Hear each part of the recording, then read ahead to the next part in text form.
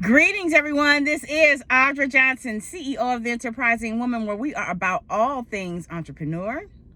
I'm also your go-to and subject matter expert for small business startups, all things cleaning, health and wellness, and finances. Well, I am coming to you again with another update regarding SBA loan modification requests. And I probably have done maybe at least 6 or 7 of these updates, because any little thing that I find out new, or any little thing that I find out from people that work for the SBA loan officers, anything I find out from them, smallest thing, I make sure I share it with you. So this post is still for those that are hanging in there, waiting for their loan modifications to be approved. Okay, you guys know there's a process with all this stuff. If you go back in my album videos, you can see different videos on this subject. And of course, it takes you from the actual initial application process all the way through to the 5046T document. The other document that escapes me right now, but it's a special document that they ask you to fill out, and you basically are affirming that you are not and you don't plan on filing bankruptcy while in the middle of requesting a loan modification. Okay, more money. And then there's also a couple of the final steps that involve you scanning your driver's license front and back and scanning a voided check to your business account, right? So those are like some of the last steps. Now, in the interim of all this, while you're submitting all of this, the SBA sends a request to the IRS for a tax transcript. Now, even if you have sent them copies of your own tax transcript, the SBA requests a copy of your tax transcript from the IRS. And if you read your 4056T document, you will see that in there clear as day that that's something that they do, because you have to check a little box and give them permission to do so. Okay, and so that document is usually a 10-day turnaround, but I guess because the IRS is so overwhelmed, it could take weeks for that, according to, what I've been told by individuals. So you have to hang in there and wait for that. Okay, now what we're going to talk about is this 4056T form. I'm going to give you a hypothetical example. You can go online, you can fill that form out on a fillable, PDF, right? And so we know that some of these fillable PDFs have presets in them when it comes to verbiage and things of that nature. So I want to give you guys one example of something that's so small. It's very minute and it seems kind of petty, but if it's off, they'll decline your application. Okay, so I'm going to be hypothetical. Let's say your business address is a P.O. box. And let's say you're typing and you're just letting, the PDF program do its thing for you, because that's what it's supposed to do. So let's say it is pre-wired to, let's say, put a space between the P and the O in your P.O. box address.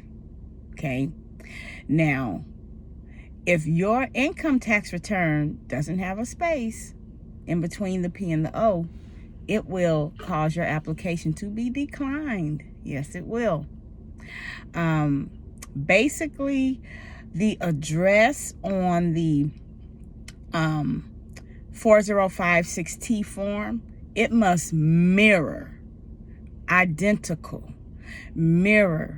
the address on your tax return for 2019. I mean identical. If you only have, let's say, 5 numbers in the zip code, and you want to be kind of fancy and overly thorough on the 4056T document and put the little dash and add the additional 4, you don't want to do that, because that'll cause your SBA loan modification application to be declined.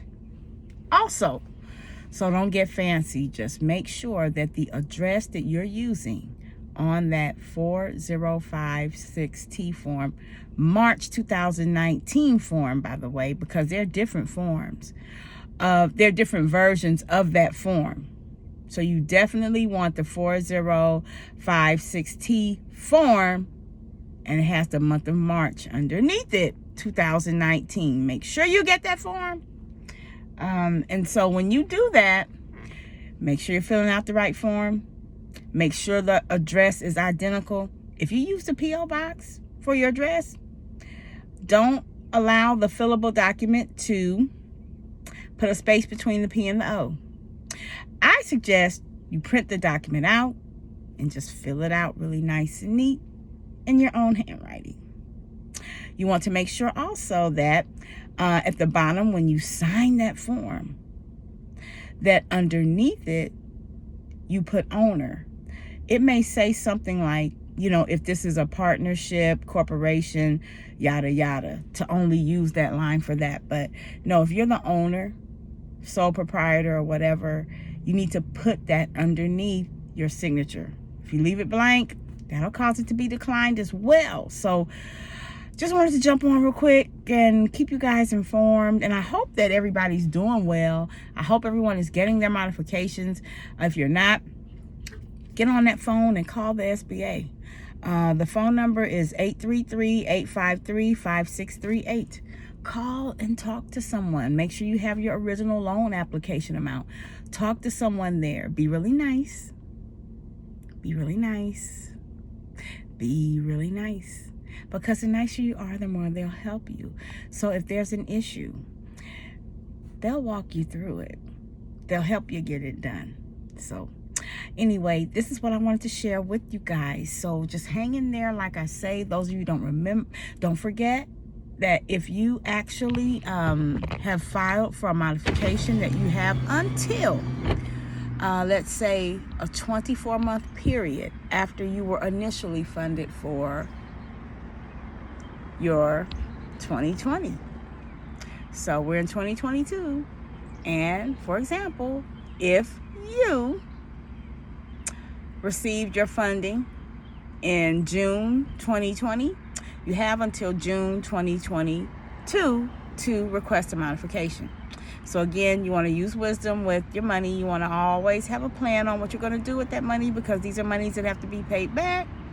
And remember, anything over $25,000, you are PGing that loan. So you're basically putting up your personal guarantee for that. So everyone, continue to stay strong out here. Continue to, work your business. Continue to be consistent. And I will talk to you later.